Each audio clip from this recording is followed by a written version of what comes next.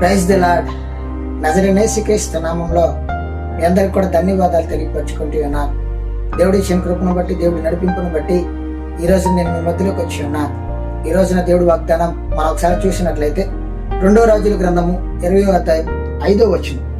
నీవు కన్నీళ్లు విడుచుట చూచి తిని నీ ప్రార్థన నేను అంగీకరించి ఉన్నాను. దేవుడు మాట్లాడుతూ ఉన్నాడు. ఈ రోజున నువ్వు బాధపడుతున్న పరిస్థితిని, ఈ రోజున నీ జీవితంలో ఉన్న సమస్యలు నేను చూస్తూ ఉన్నాను. ఈ రోజు నీ లోకంలో మనుషుల మీద ఆధారపడి, ఈ లోకంలో నీకున్న సమస్యలు, బాధలను బట్టి ఎంతగానో దుఃఖంతో జీవితాన్ని జీవిస్తూ నలిగిపోతూ ఉన్నావు. ఈ రోజున నా సన్నిధిలోకి వచ్చి, నా దగ్గరికి వచ్చి ప్రార్థన చేస్తూ ఉన్నావు. నీ పరిస్థితులను బట్టి, నీ స్థితిని బట్టి కన్నీటితో జీవితాన్ని నలిగిపోతూ ఉన్నావు. ఇదిగో నేను మాట్లాడుతూ ఉన్నాను. నీ పరిస్థితిని నేను అంగీకరించి ఉన్నాను. నీ ప్రార్థన నేను అంగీకరించి ఉన్నాను. భయపడవద్దు, నీకు నేను తోడుగా ఉన్నాను. నీ పరిస్థితి నేను బలపరుస్తాను. ఈ లోకంలో మనిషి నీకు సహాయం చేయకపోవచ్చు, కానీ ఈ లోకాన్ని సృష్టించిన సృష్టికర్త, నీ కొరకు నేను ప్రాణం పెట్టిన దేవుడిని భయపడాల్సిన అవసరం లేదు. నీ ప్రార్థన గ్రహించి ఉన్నాను. నీ మాట నేను విన్నాను. నీ పరిస్థితి మార్చిపోతున్నాను, నీ స్థితి మార్చిపోతున్నాను అని దేవుడు మాట్లాడుతూ ఉన్నాడు.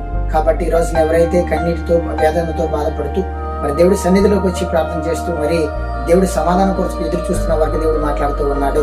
నీ పరిస్థితిని నేను మారుస్తాను, నీ కన్నీటిని నేను మధురంగా మారుస్తాను, భయపడవద్దు అని దేవుడు మాట్లాడుతూ ఉన్నాడు. ఆమేన్.